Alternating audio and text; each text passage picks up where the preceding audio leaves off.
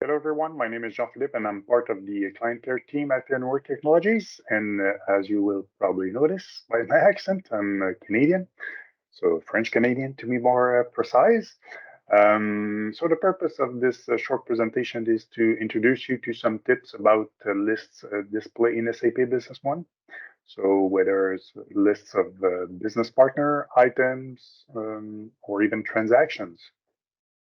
Did you know that it is possible to add columns of information and perform sorting in any of your lists in SAP Business One? So that's what I'm going to show you today.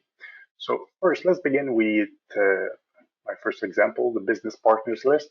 So opening the list now, and I'm going to use the card key to bring up the list of all my business partners, whether vendors or customers.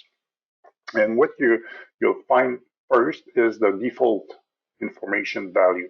So you'll have the BP code, the BP name, and the account balance. But if you would like to add some more information without having to open the customer file one by one, as let's say the city, the customer group, so you can easily do that by clicking here at the top middle of the form settings button. That will open the list of your settings. So as you can see, we have the BB code, the name, and the account balance, which are the default display values. But as in my example, if I would like to, for whatever reason, add the city, it would be in my case the build to city. I will find that information right here. I'm going to select it. I can use the exact same display name as the field name, or I can edit to use my own description. And once again, there is no limit of how many information that could be added here. And quick insight, you could also use and add UDF field information as well if you have any link to your business partner, and it will be the same also for your items. So in that case, build to city, I will update that information, click OK. I have to refresh it first be able to see it. So I will reproduce the list on screen. So as you can see now, I added the build to city into my list. So very easy to do, very useful, and somehow not everyone knows that in SAP Business One. So this is the first thing, add new information. Now I would like to do some sorting. Okay, I would like to, in that case, for my example, only have the list of my business partners for which have that are based in Toronto as examples. So to do so, and I can do the sorting on any columns of information, I will right click at the bottom of my list and then click on filter tables. And I already did that example previously, but here what I'm going to do is select the value city. And in that case, I want that value to be equal to, in that case, Toronto. As you can see, all the city on which of which I have business partner in are already listed. So in that case, I would like to have only Toronto.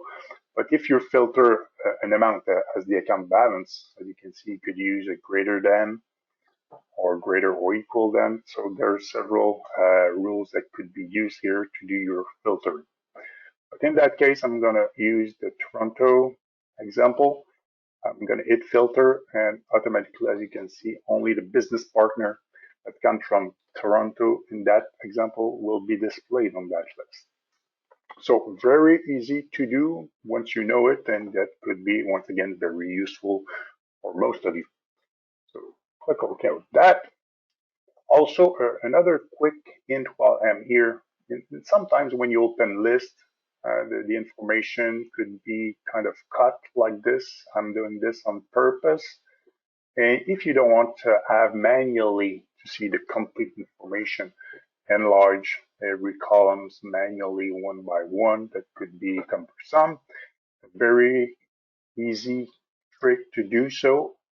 Here at the top left, you can click on the view option and then hit fit column width, and automatically all the information will be resized for you to be able to see it without, once again, having manually to enlarge every column to see it. So that was my first example. Another example could be with the items. Once again, what I'm showing you this morning is available in all the lists. So let's do a quick test with the items master data. Here I have all my items, no sorting yet. The default information as for the business partner, but here for the items, we have the item number, the description, and the in-stock quantity. Once again, I can hit column view if I want to see everything without having to manually enlarge the column.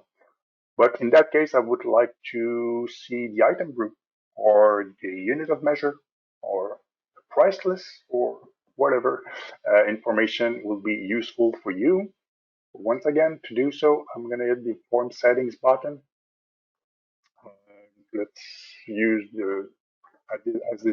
for this example, add the item group. Once again, you can edit the description that will be displayed on the screen. Updating the information to refresh the list. So now we have, of course, the item group as well. And I can do the sorting as I did with the clients. I'd like to see on my list for that specific example only the JB printers. So here we go. I only have the JB printers in that list. Okay. One more trick before I'll let you go, which is useful as well, is the keep visible option. Okay. Most of us didn't know that, but if it's not selected and I'm doing some research, okay, I'd like to see more details about that specific item. If I double click on it without the keep visible option, I double click, okay, I can do all the validation or verification I have to do for this specific item. And now if I want to look at another item and I go back, I close that window, unfortunately, the list is gone. If you don't want that to happen, a very helpful hints would be to select the keep visible option. So by clicking that, if I open any item, look at what I have to look, go back, the list is still displayed. So for my part, very useful hints once you know it, to keep selected in your inventory list. And of course, probably most of you already know that, but all the lists could be easily extracted or exported to Excel. Okay, the only thing you have to do is produce your list, do your filtering, and then extract to Excel if needed.